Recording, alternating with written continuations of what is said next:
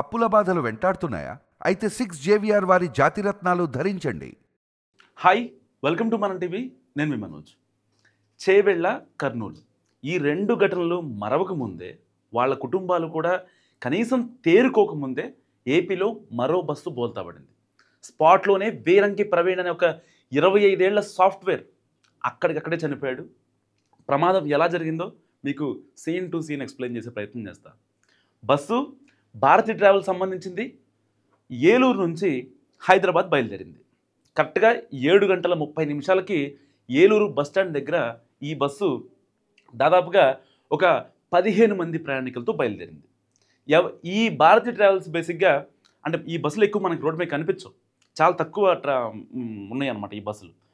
ఈ ఏలూరు నుంచి Hyderabad connectivity already RTC బస్సులు ఫుల్ అయిపోతాయి. ఫుల్ అయిపోయిన తర్వాత ఎవరైతే టికెట్లు దొరకవో వాళ్ళు మాత్రమే ఇలాంటి ట్రావెల్స్ని ఆశ్రయిస్తారు. బస్సు కూడా పెద్ద ఏదో అంత హైఫై ఏముండదు, నార్మల్గా ఉంటుంది. సో ఎవరైతే టికెట్లు లేని వాళ్ళు ఇలాంటి బస్సులని ఆశ్రయిస్తూ ఉంటారు. సో ఇలాంటి నేపథ్యంలో బస్సు 7 గంటల 30 నిమిషాలకి ఏలూరు బస్ స్టాండ్ నుంచి బయలుదేరింది. ఏలూరు, చింతలపూడి, ధర్మాజిగూడెం, సత్తుపల్లి, ఖమ్మం, సూర్యాపేట, హైదరాబాద్ ఇది బస్సు రూటు. కరెక్ట్గా బస్సు బయలుదేరిన గంటకి లింగపాలెం దగ్గరికి వచ్చింది. ధర్మాజిగూడెం దాటిన తర్వాత సరిగ్గా లింగగూడెం దగ్గరికి వచ్చిన తర్వాత అక్కడ జూబ్లీ నగర్ అని చెప్పి ఒక చిన్న కల్వట్టు ఉంటుంది అనమాట. ఆ కల్వట్టు దాటిన తర్వాత చుట్టూ మొత్తం పంట పొలాలే ఉంటాయి.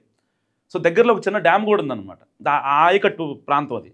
సో అలాంటి ప్రాంతంలో ఒక బండిని ఢీ కొట్టింది. ఫస్ట్ బండిని ఢీ కొట్టిన తర్వాత బండోళ్ళు రోడ్డు మీద పడిపోయారు. Hit and run case. ఇంకా వాళ్ళని అప్పటికే కొట్టిన తర్వాత ప్రయాణికులంతా అలర్ట్ అయ్యారు. ఏదో సౌండ్ వచ్చింది, ఏమైందా ఏంటని చెప్పి క్లీనింగ్ జరిగితే లేదు, ఏం కాలేదన్నా, ఏం కాలేదు, ఇబ్బంది ఏం పడమాకని చెప్పి మీరు పడుకోండి అని చెప్పి వాళ్ళందరినీ పడుకోబెట్టి కరెక్ట్గా ఆ క్లీనరు ప్రయాణికులకి అందరికి చెప్పిన తర్వాత 10 నిమిషాలకి కట్ చేస్తే బస్సు పల్టీ కొట్టి ఈ పంట పొలాల్లో ఉంది. అవంతా కూడా నీళ్ళు అనమాట. ఒక పక్క వర్షాలు పడుతున్నాయి కదా, సో నీళ్లు కనీసం ప్రయాణికులకి అర్థం కాలేదట. అక్కడ స్పాట్లో ఉన్న ప్రయాణికులు చెప్తున్నారు, ఎందుకంటే ఆ డిస్టర్బింగ్ విజువల్స్ ఇస్తే యూట్యూబ్ బోర్డు గైడ్లైన్స్ ప్రకారం నేను అవి చూపించలేకపోతున్నాను మీకు. సో వాళ్ళు చెప్పింది ఏంటంటే మాకు బస్సు మొత్తం తిరగబడిపోయింది, మాకేం అర్థం కాలేదు. కానీ ఈ 4-5 ప్రయాణికులు ఎవరైతే ఉన్నారో ఒక అతను లేపుతుంటే కనీసం అతను లెగట్లేదంట. ఆల్రెడీ వీళ్ళంతా అయోమయంగా ఉన్నారు, బస్సు ఆల్రెడీ పల్టీ కొట్టిపోయింది. సో అలాంటి టైంలో మనం నర్వస్గా ఉంటాం, మనకి ఏం చేయాలో అర్థం కాదు.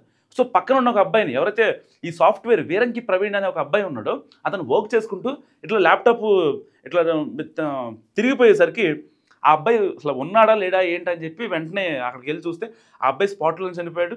సో ఎవరైతే బతికి బయటపడ్డ వాళ్ళంతా ఉన్నారో దాదాపుగా 15 మంది ప్రయాణికులు ఉన్నారు. సో ఎవరైతే ఏలూరు నుంచి సత్తుపల్లి వరకు, లేకపోతే ధర్మాజిగూడెం, చింతలపూడి వరకు, ఖమ్మం వరకు ఎక్కేవాళ్ళు వీళ్ళంతా. సో కొంతమంది మాత్రమే అవుట్ ఆఫ్ 15-20 పీపుల్లో ఒక 10 మెంబర్స్ మాత్రమే మొత్తం కూడా హైదరాబాద్ వచ్చేవాళ్ళు. సో మిగతా వాళ్ళంతా కూడా సత్తుపల్లిలో లేకపోతే ఖమ్మం, ధర్మాజిగూడెం, చింతలపూడి మధ్యలో దిగిపోయేవాళ్ళే.